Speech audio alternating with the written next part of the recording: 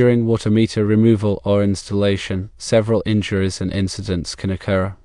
These include cuts and lacerations from handling sharp tools or meter edges, muscle strains or sprains from lifting heavy meters or tools, slips, trips, and falls due to wet surfaces or uneven ground, electrocution if working on live electrical lines or equipment, and drowning if meter removal or installation takes place near bodies of water.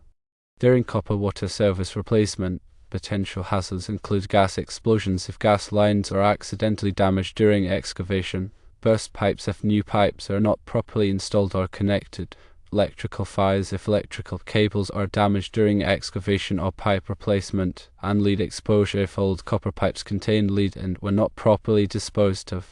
General safety practices are crucial. Firstly, wear appropriate personal protective equipment, including gloves, safety glasses, a hard hat, and appropriate clothing.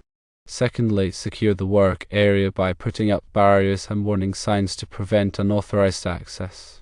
Thirdly, follow the manufacturer's instructions when removing, installing, or maintaining water meters.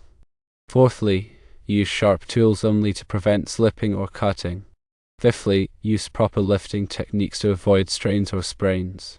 Sixthly, be aware of electrical hazards and identify and de-energize live wires or equipment.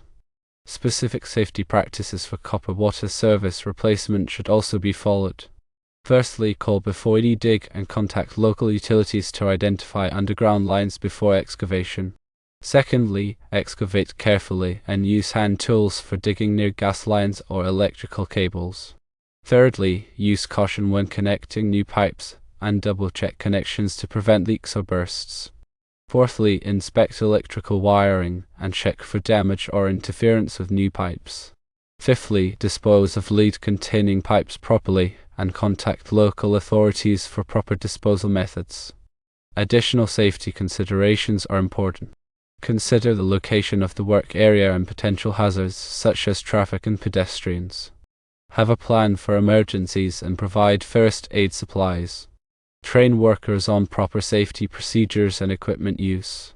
Supervise all work to ensure adherence to safety protocols.